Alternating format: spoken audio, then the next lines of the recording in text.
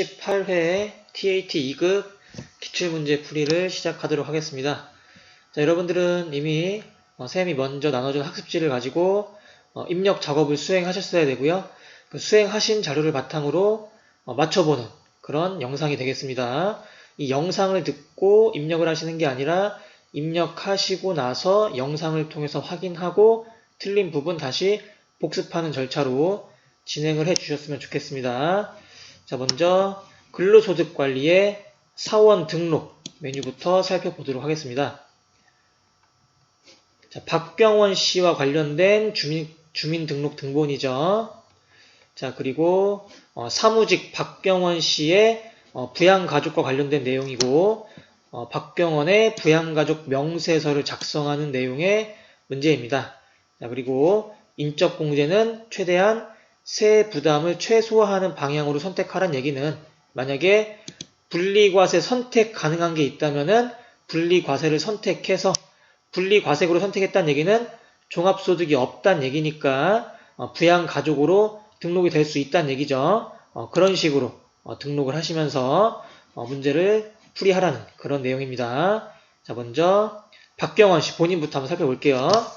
일단 박병원 씨 본인은 남성이죠. 주민등록번호 뒷자리 중에서 첫 번째 자리가 1이니까 남성이고, 남성이란 얘기는 본인이 받을 수 있는 추가 공제 중에서 어떤 거는 될 수가 없다. 부녀자 공제는 받을 수가 없다. 즉 부녀자 공제는 이번 문제에서 굳이 고려할 필요가 없게 되는 거고요. 두 번째, 자, 배우자가 있네요. 그리고 배우자 모두 생계를 같이 하고 있다는 얘기는 일단 기본 공제 대상자에 해당하는 직계 비속이 있다 하더라도 누가 있으니까 배우자가 있으니까 어떠한 추가 공제도 받을 수 없다. 한부모 공제도 받을 수 없다. 이렇게 우리가 해석을 먼저 할 수가 있겠습니다. 자, 그리고 자, 이제 한 명씩 살펴보도록 할게요.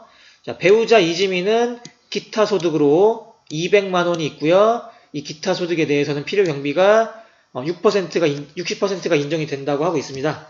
자, 일단 우리 부양가족을 기본공제 대상자로 등록할 수 있을지에 대한 판단 기준은 소득이 아니라 소득 금액이죠. 그래서 이 기타 소득을 기타 소득 금액으로 바꿔야겠죠. 그래서 기타 소득 200만 원에서 필요 경비율이 60%니까 120만 원을 차감한 80만 원이 배우자 이지민 씨의 기타 소득 금액이 되겠죠. 그리고 이 기타 소득 금액은 100만 원이 안 되니까 종합소득 금액 100만 원이 안 돼서 배우자 이지민 씨는 부양가족으로 등록이 가능하다. 이렇게 판단을 할 수가 있겠죠. 자, 되셨죠? 자, 두 번째 보겠습니다. 세 번째죠. 자, 장인 이민철 씨는 기타 소득 금액 200만 원이 있습니다. 자, 일단 소득 금액 기준으로 봤을 때 종합소득금액, 퇴직소득금액, 양도소득금액을 합해서 100만 원을 초과하게 돼버리면은 부양가족으로 등록을 할 수가 없죠. 기본공제 대상자로 등록할 수가 없는데 기타소득금액은 종합소득에 포함되는 거고 기타소득금액이 200이란 얘기는 종합소득금액이 100만 원을 넘어섰다는 얘기니까 기본공제 대상자가 될 수가 없지만 기타소득금액이 300만 원이 안 된다면은 기억나시죠? 자, 기타 소득 금액으로 300이 안 되는 것은 우리가 분리과세를 선택을 할 수가 있는 거죠. 그런데 문제에서 세 부담을 최소화하라고 했으니까 이거 분리과세 당연히 선택을 해야겠죠.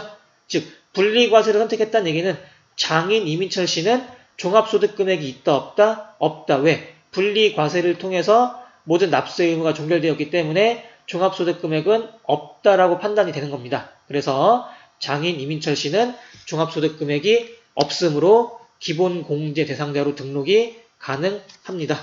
그래서 방금 전에 했던 배우자 이지민 씨도 부양가족으로 기본공제 대상자로 등록 가능하고요. 장인 이민철 씨도 기본공제 대상자로 등록이 가능하겠죠. 근데 일단 장인 직계존속이죠.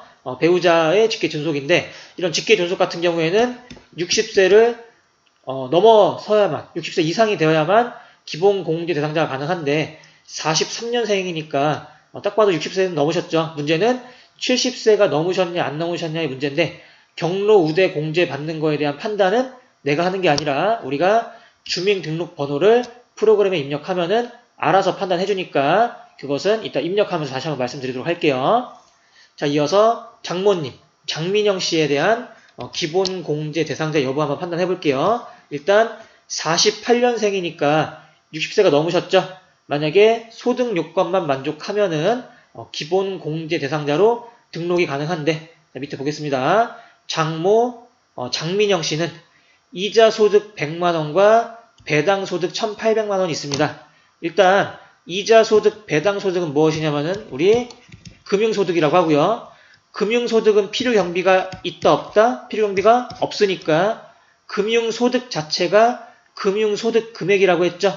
그래서 이자 소득 금액, 배당 소득 금액 합해서 금융소득 금액이 1,900만 원이라는 얘기입니다. 그러면은 이자 소득과 배당 소득도 어차피 종합소득에 포함되는 거니까 이것만 놓고 따지면은 장모 장민영 씨는 종합소득 금액이 100만 원을 초과해버리는 거죠. 그래서 기본 공제 대상이 안 되겠지만 우리 자 금융소득 또는 금융소득 금액 똑같은 얘기죠. 자 2천만 원이 안 되면 2천만 원 이하는 이거 무슨 과세다 이거 분리과세죠. 즉 장모 장민영 씨의 소득도 전부 다 분리과세 대상 소득이기 때문에 장모님의 종합소득 금액은 있다 없다? 없다. 즉 장모님도 기본 공제 대상자에 포함이 된다 라고 볼 수가 있습니다. 그래서 배우자 이지민 씨, 장인 이민철 씨, 장모 장민영 씨 전부 다 기본 공제 대상자 가능하고요. 두 번째로 장민영 씨 같은 경우 또는 이민철 씨 같은 경우에 경로 우대 공제는 프로그램에서 자동으로 판단을 해줄 거니까 이따 한번 입력하면서 확인을 해볼게요. 그리고 이제 직계 비속 지금 자식이 2명이 있습니다. 박수호 그리고 박지은 이렇게 있는데 박수호 같은 경우에는 딱 봐도 20세가 넘었죠. 그러니까 기본 공제가 안 되겠죠. 아무리 소득이 없다 하더라도 20세를 넘어섰으니까 기본 공제가 안 되고요. 박지은 씨 같은 경우는 지금 이게 작년 기출문제다 보니까 2019년 기준이에요. 그래서 2019년 기준으로 이 분이 20세가 안 되면은 기본 공제가 되는 거고요. 20세가 넘으면은 안 되는 거니까 이것도 입력하면서 한번 판단을 해볼게요. 일단 두 분 다 소득은 없는 걸로 나와 있습니다. 자, 그래서 지금 설명해드린 내용을 바탕으로 이제 프로그램에다 입력 한번 해볼게요. 자, 우리 근로소득관리의 사원 등록은 인사급여 메뉴에서 여기 사원 등록 메뉴에서 진행을 하는 거죠. 그래서 사원 등록 메뉴로 들어가십니다. 그리고 박경원 씨 선택하시고 박경원 씨 본인은 무조건 기본공제 대상자 맞죠? 그리고 부녀자 공제 한부모 공제 다 안 됐고 장애인이란 얘기도 없으니까 그냥 넘어오면 되는 거죠. 그리고 이제 이지민 씨부터 입력해 볼게요. 자, 이지민 씨는 배우자죠. 자, 3번으로 선택하고요. 자, 그리고 성함은 이지민, 내국인, 주민등록번호 70-0202-2167893. 자, 그리고 일단 박수호 씨부터 입력해 볼게요. 박수호 씨는 직계 비속이죠. 직계 비속이고요. 자, 일단 20세 이하로 우리가 선택을 하고 이걸 입력한다 하더라도 여기서 박수호 씨 주민등록번호를 95072511828117 입력하는 순간 부로 바뀝니다. 왜? 여기에서 판단했을 때 나이가 안 되니까. 아무리 소득이 없다 하더라도 당연히 기본 공제가 될 수 없으니까 나이 때문에. 그래서 당연히 우리는 이거를 부로 선택하는 것을 확인하고 넘어갑니다. 그죠? 이거는 우리가 아무리 20세 이하라고 했다 하더라도 주민등록번호 때문에 부로 바뀌는 거 이렇게 확인됐습니다. 자, 이어서 또 우리 박지은 양 해볼게요.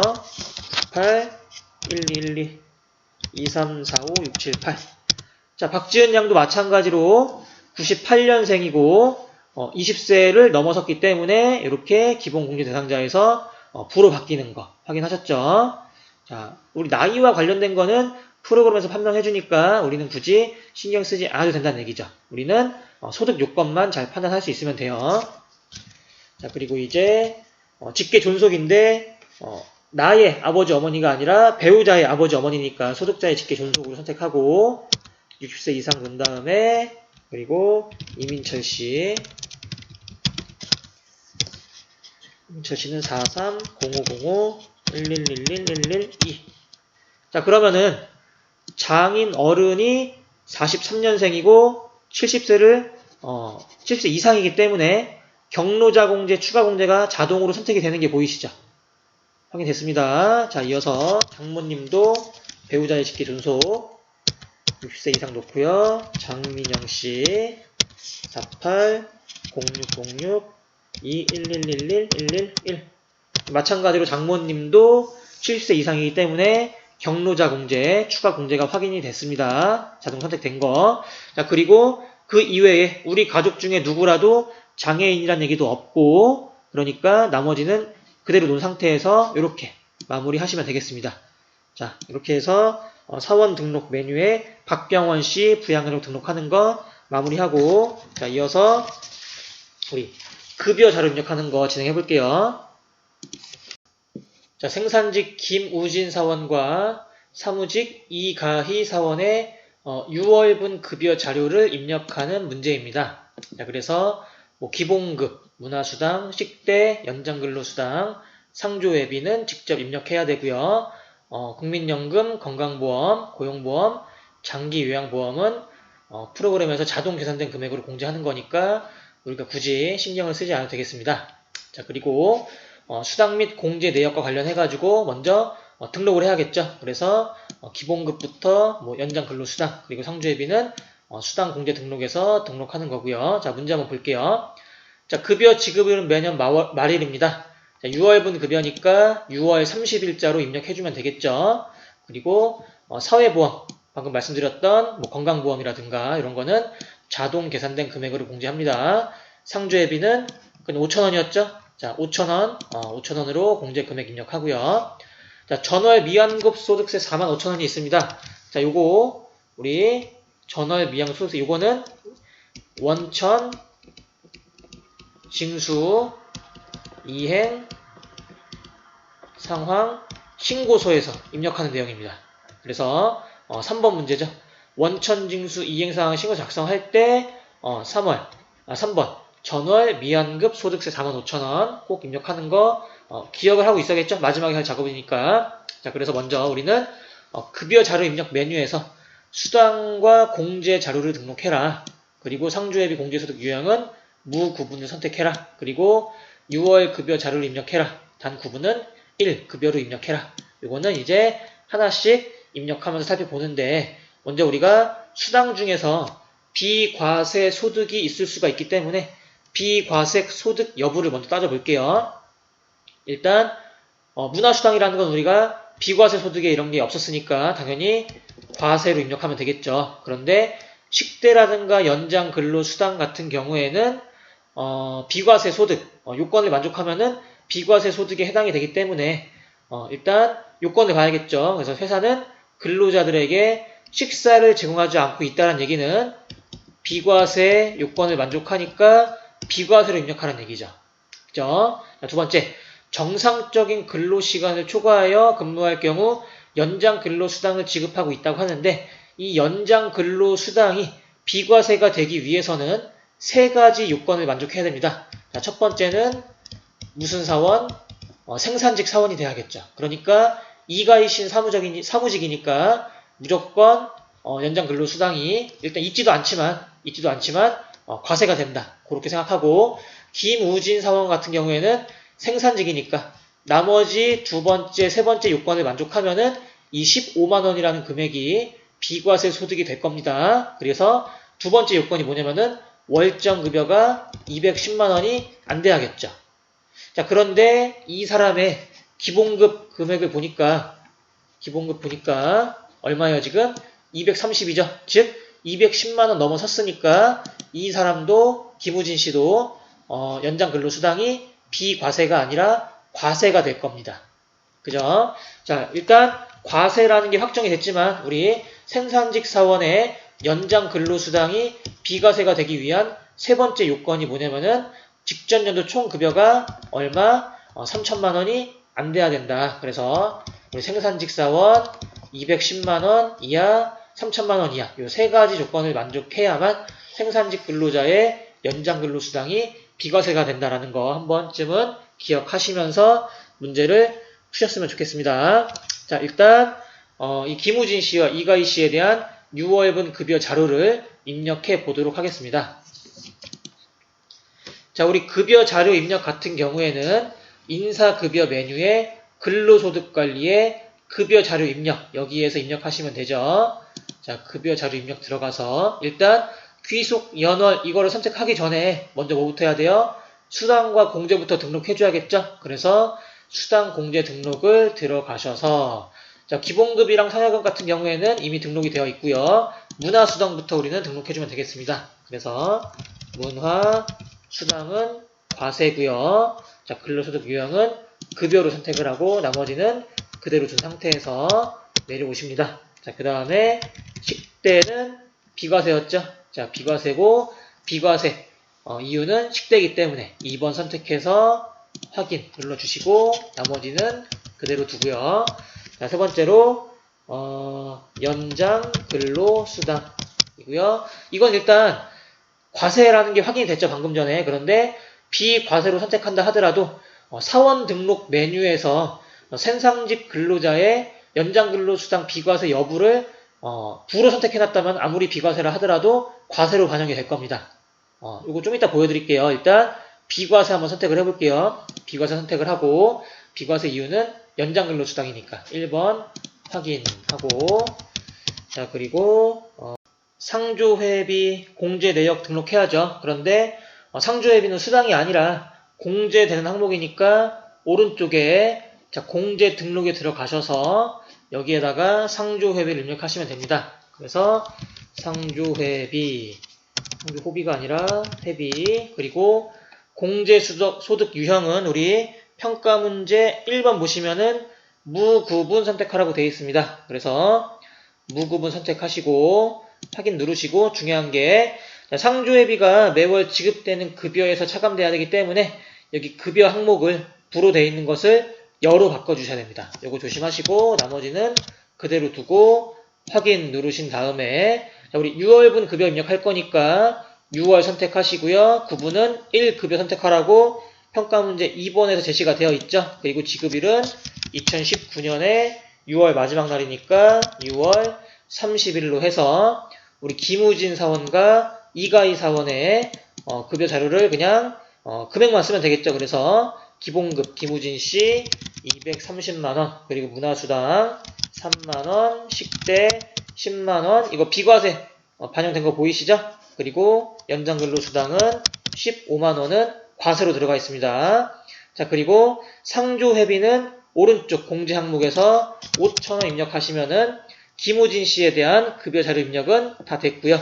이제 이가희 씨의 기본급 입력해 볼게요. 이가희 씨 기본급 3억 2천이면 좋겠네요.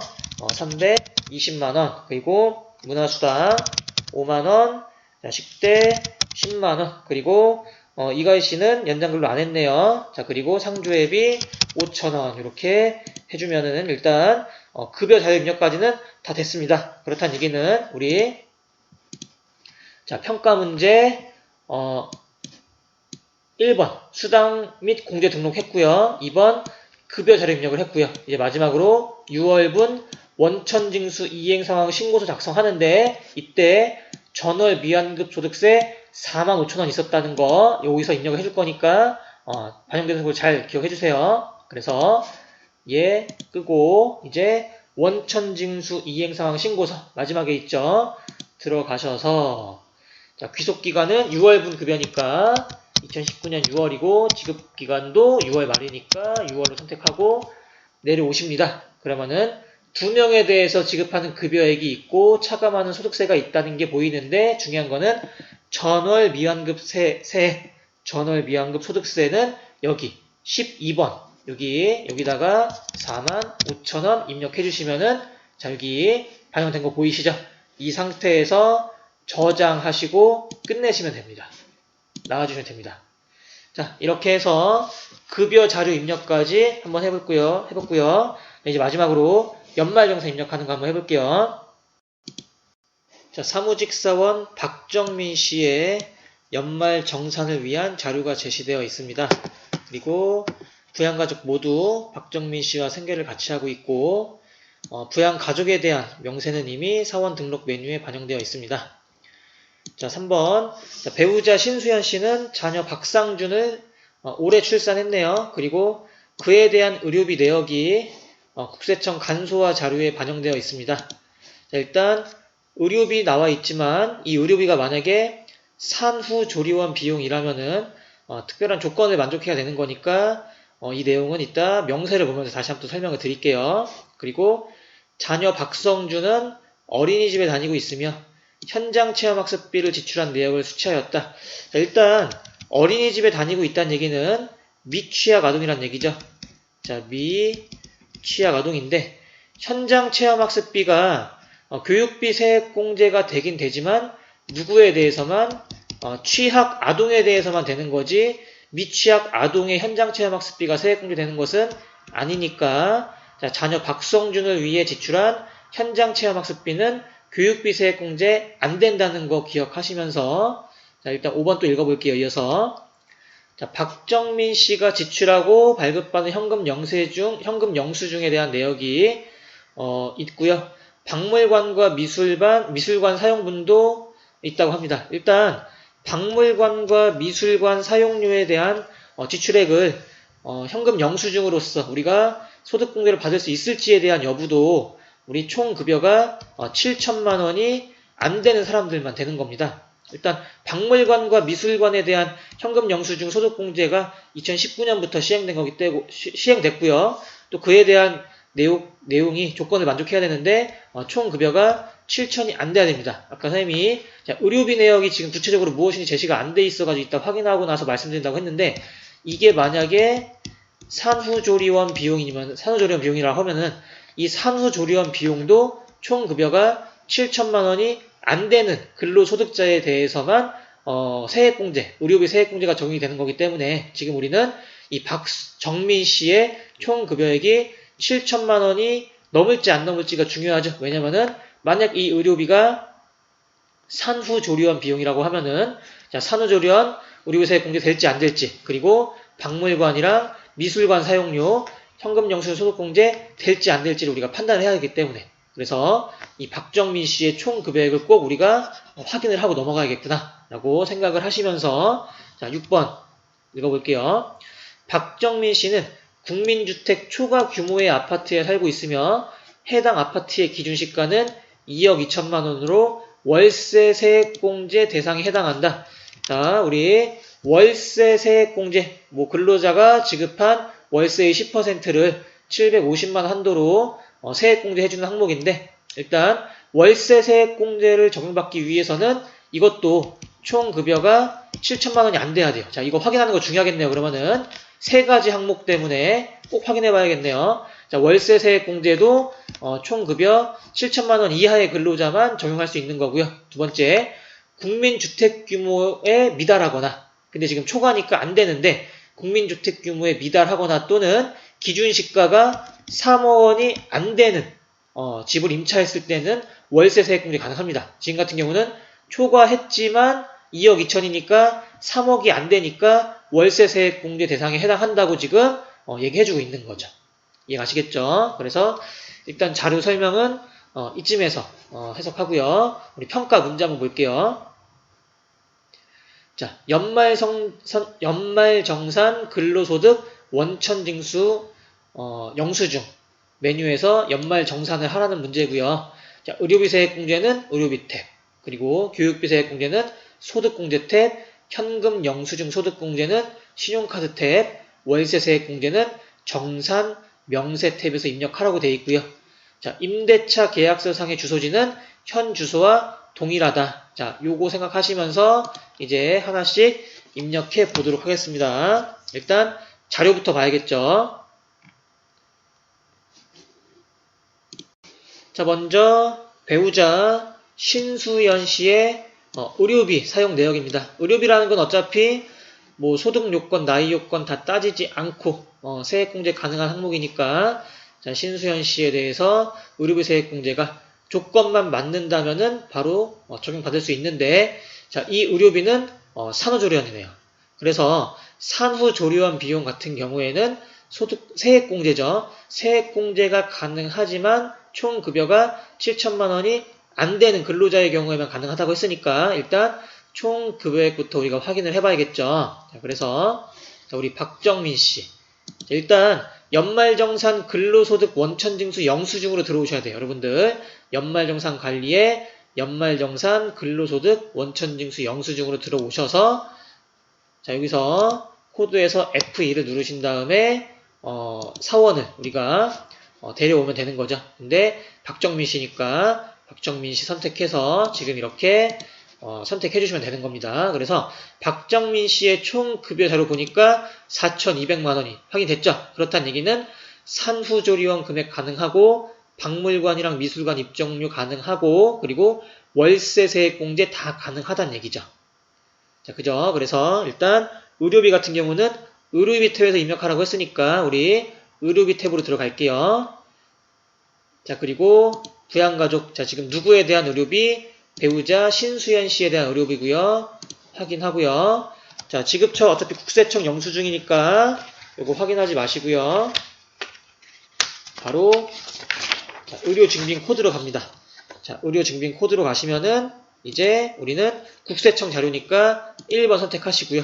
이거 한 건으로 입력하라고 아까 평가 문제에서 나와 있죠.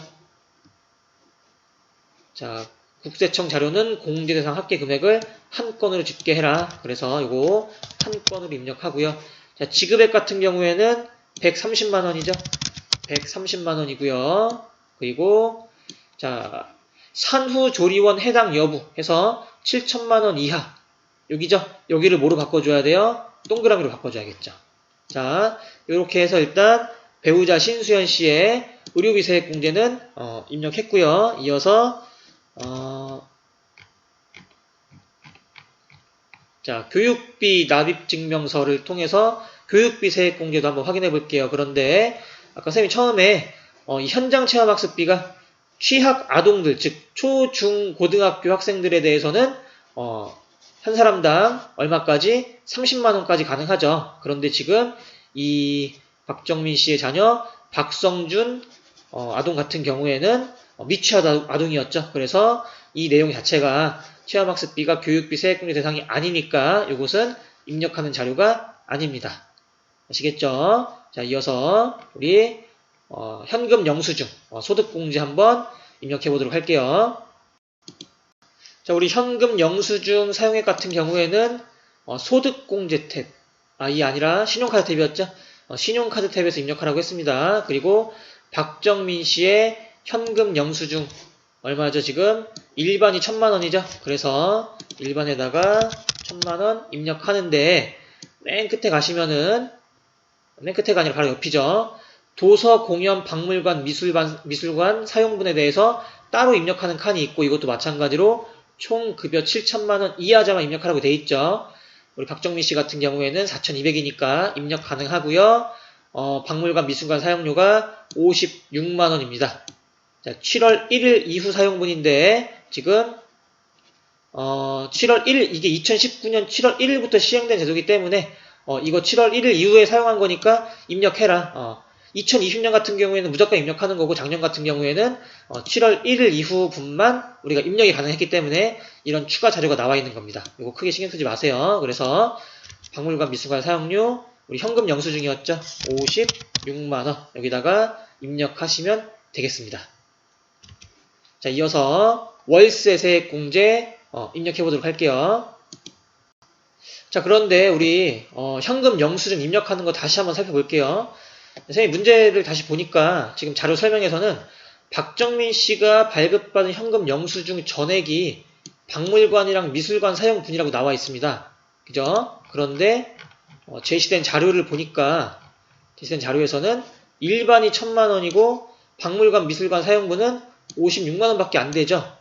그래서 선생님은 지금 이 자료만 보고서 여기다가 1000만원과 56만원을 따로따로 입력했는데 지금 이건 문제 오류죠. 그래서 전액 미술관이랑 박물관 사용한 거라고도 되어 있으니까 자, 이것을 여기다가 전체를 전부 다 1056만원으로 입력하시는 게 맞을 것 같아요. 그런데 현금 영수증 자료에서는 일반이 1000만원으로 제시가 되어 있으니까 1000만원과 56만원 따로따로 입력해도 되고 어찌됐든 두 가지 다 입력해도 가능한 걸로 판단이 됩니다. 문제 오류가 있는 것 같습니다. 그래서 그렇게 판단하시면서 수정하실 분 수정하고 그렇게 진행하시면 되겠습니다. 자, 다시 이어서 월세 납입 영수증을 통해서 월세 세액공제에 입력해 보도록 할게요. 자, 월세 납입 영수증에 나와 있는 대로 입력하시면 되는데 우리 월세 세액공제 같은 경우에는 정산 명세 탭에서 입력하라고 제시가 되어 있죠. 그래서 정산 명세로 가십니다. 그리고 정산 명세에서 밑으로 쭉 내리시면은 오른쪽 끝에 69번 월세액이라고 있습니다. 자, 여기 화살표 클릭하시면은 이런 창이 뜨는데 자, 여기에서 입력하시는 거예요. 그래서 자, 임대인 성명은 자, 이상희 씨죠. 이상희. 자, 주민등록번호든 사업자 등록번호는 760905 둘둘둘둘둘둘둘. 자, 주택 유형은 아파트죠. 아파트. 그리고 주택 계약 면적이 155제곱미터라고 했는데 아까 선생님이 국민주택 규모이거나 이렇게 설명했었는데 국민주택 규모면은 85제곱미터고요. 근데 좀 많이 큰 집을 임대했네요. 많이 큰 집을 임대했고요. 근데 기준시가가 3억 원 이하인 경우면은 가능하다고 했죠. 근데 강남구 강남대로에 있는 아파트인데 3억 넘을 것 같은데 우리 문제에서 그냥 오류를 없애기 위해서 3억은 안 된다고 했네요. 자, 일단 임대차 계약서상의 주소지 그대로 쓰면 됩니다. 서울 특별시 강남구 강남대로 경남 아너스빌. 자, 이게 2억 2천이라는 게 말이 안 되죠. 근데 2억 2천이라고 나와 있으니까 그냥 할게요. 자, 임대차 시작일은 2019년 11월 1일부터 종료일은 2021년 12월 31일. 자, 월세는 150만원.